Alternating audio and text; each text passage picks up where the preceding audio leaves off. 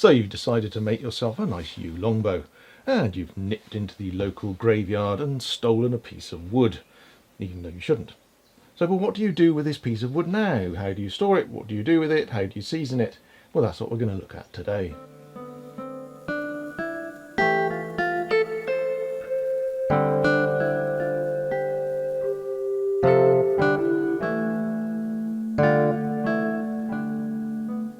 Hello folks, and welcome to another Richard Head Longbows video.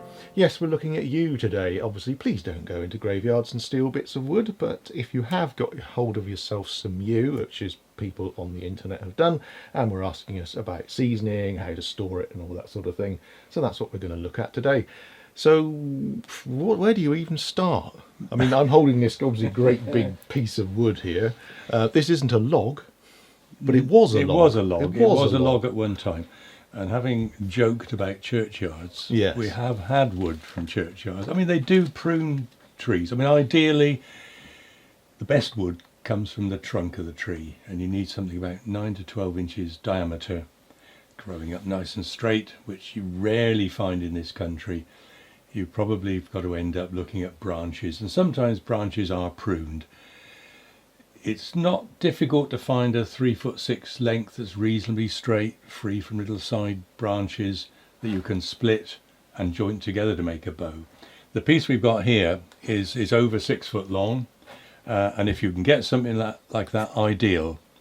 And that would have been in the form of a log when we got it. We'd have looked carefully at it. One of the sides would have been probably full of little branches, horrible knots, folds in the wood, totally unsuitable for making a bow. So we've selected the side that looks best. It's not perfect, there's little lumps and bumps that we're going to have to overcome when we make the bow, but it's pretty good. And we'll have got the log, and then with an axe and a hammer, this is actually just an old head off an old cheap axe. You don't need super head of an old cheap axe. Old cheap axe. Very complicated words. I'm sorry about that, but we'll put a glossary underneath we with are an index. Incredibly mean here. So anything will do. And that would have gone in the end of the log. We'd have marked the side we want to keep. So we'll have split off half the log, split it in half, get rid of the half that's got full of little branches and folds. So wedge in the end with axe in the end, start chopping it, and then it should split down its entire length. The old thought was that if it split off to one side, it wasn't any good for making a bow anyway. But if it splits nice and cleanly down, as you go, metal wedges, knock those into the crack that appears as you go down. You could even use wooden wedges, just something to split it open. And hopefully it will split down nicely like this one has done. You can see the marks where the wedges were actually. Yeah, there's another one there, one there. So we knock those in to split it down nicely, and it splits. We'll obviously take some off the inside, that's not necessary. So once that's done, you need to paint the ends. You can buy special wax to seal ends with, but if you've got some old pots of paint, this one I think I probably put some old thick varnish on the end. Yeah. So just to help stop that end from splitting. So why are you covering it, stop it splitting? What was it going to dry too quickly at the yes, ends? Yes, it would dry quickly, and you want to stop it. What we want to do is to make sure it dries evenly. The reason we split it, if we left it in a single log, it would start to dry from the outside, and the sapwood would start to crack, and that makes it useless for a self bow. 9 to 12 inch. It's so big. Yeah, it's so big it will start drying from the outside. So that we want to stop that, which is why we split it. As soon as we get it, split it. If you're offered some wood that's been lying around outside for a few years, which you can have, you must look at the sapwood and make sure it's not cracked. Otherwise, it's useless for a self bow. You could plane the sapwood off and make a backed bow. So it's not a total waste. But if it isn't split, you'll also get sap rot. You'll get a dark line between the sap and the heartwood. It's like someone's drawn with an indelible pencil a line, and that's a sort of fungal infection you can get. So splitting it makes it dry more easily, stops this fungal infection. Once you've split it, Don't leave it out in the sun. Put it in a shed or somewhere that's shady, cool, out of the sun, and leave it. Just forget about it. Ideally for 4 or 5 years. But Presumably off the floor, you know. yeah, off the floor, so it's not going to get damp, and just leave it there. Ideally 4 or 5 years. The seasoning is not just drying out. I think there's a chemical process that happens within the wood, so it's not just drying it. That's not going to do the job. It's a process of seasoning. Yeah, I think we see a lot of people online using the sort of moisture meters.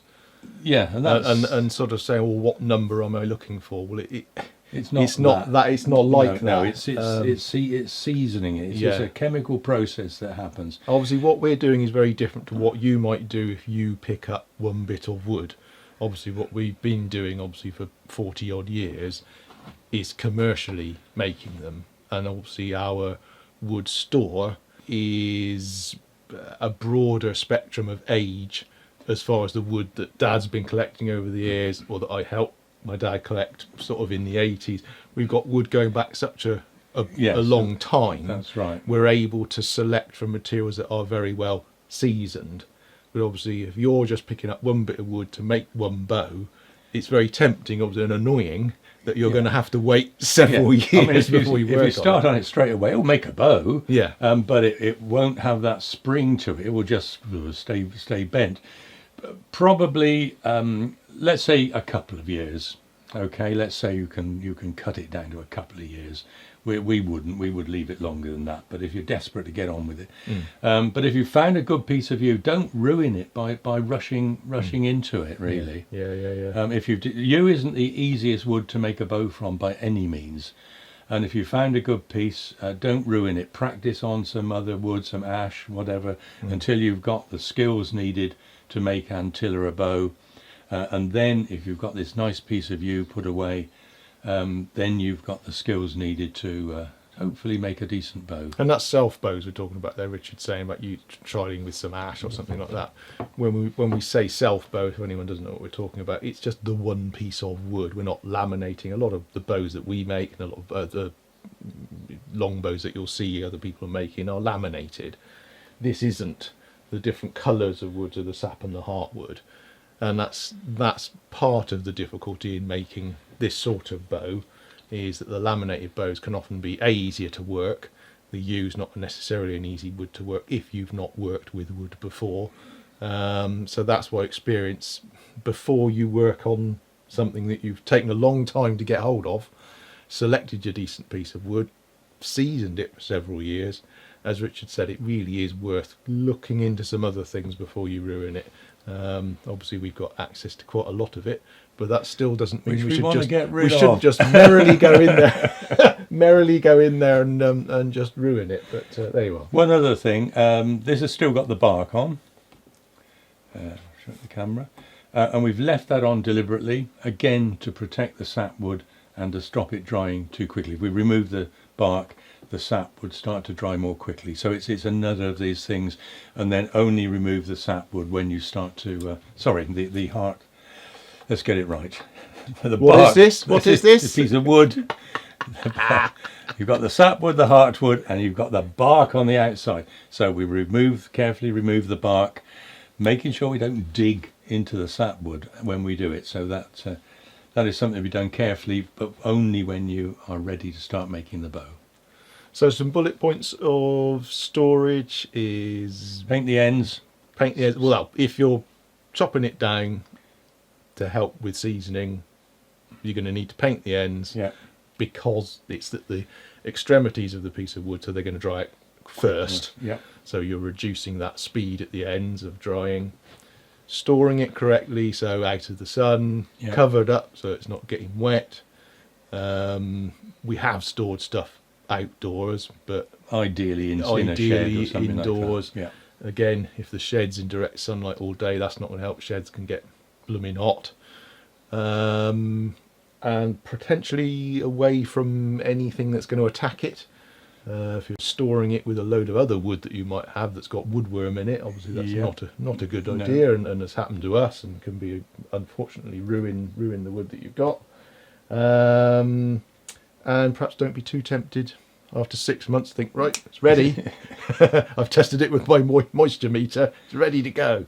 I've heard of a lot of people online saying about, ooh, you know, the drying it depends on how many inches, so an inch per year or that sort of thing. Again, as Richard says, it's really about our experience. We're not saying what we do is the correct thing to do, but in our experience, it's at least 4 or 5 years that we're putting this sort of piece of material by before we use it. Yes, I mean, even when we bought things like lemonwood, planks of lemonwood, we've always put it aside for a couple of years. Yeah, And people will buy it and start using They it use straight away, which is no good. No.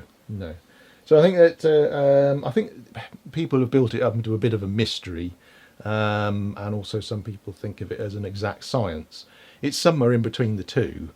Obviously, we have the advantage of years of doing this, and like I described before, we've got such a backlog of material. We've got a sort of a rainbow of materials that are very, very old, from sort of the Earl Ulrich stuff, which, you know, a few people have got, which are going back to the sort of 40s, Yeah. up to stuff that we're, you know, might have found more recently, or a lot of the stuff that came down in the storms during the 80s. I remember when I was a lad going out with my dad to go and collect. We've got other videos of some of our collection of so you can see the sort of different types of stuff that we've got. As far as actually storage, does it sort of go off? I mean, obviously we just mentioned the Ulrich stuff from the 40s. I mean, is there a point where, because people talk about it being too brittle after a certain time? Well, it might do. I don't know. I mean, some people say yes, it can do, but I'm not sure about that. It's not it's not a problem we've had. No. And also, we've mentioned other videos, if after seasoning it you do find the worm has got at the sapwood, they tend not to like the heart, you don't have to throw it away. You can use it as we were talking about earlier, laminated bows. You don't have to have it. Doesn't have to be a self bow. You can still use the material if it's good and you've seasoned it. You don't need to throw it away. You can use it for all sorts of things. We've got quite a pile of wood that this woodworm has got into the sapwood, but that can be planed off, and the heartwood is very fine. good. It's still pretty straight grained and can be back. And we've got quite a pile of that we want to pass on to anyone else, really. Yeah. So we do need to go get in touch and have a poke around. We've got more than we've ever going to use. We did do a video on that. I'll link to all these videos that we're talking about, so save you searching around the internet. Well, hopefully that's been of some use. I think that answers most of the queries that people were asking us about seasoning, storing. We will probably do another video on perhaps selecting yew, and probably try and do the process of splitting. Again, it's not as mysterious as it sounds. The wood, as Richard described earlier, will tend to split how it wants to split. All you can do is roughly guide it in the direction you'd like it to go, but perhaps we'll do a video on that. Let us know in the comments if you'd like us to do that, or is that something you already know how to do? I'm sure you probably already do.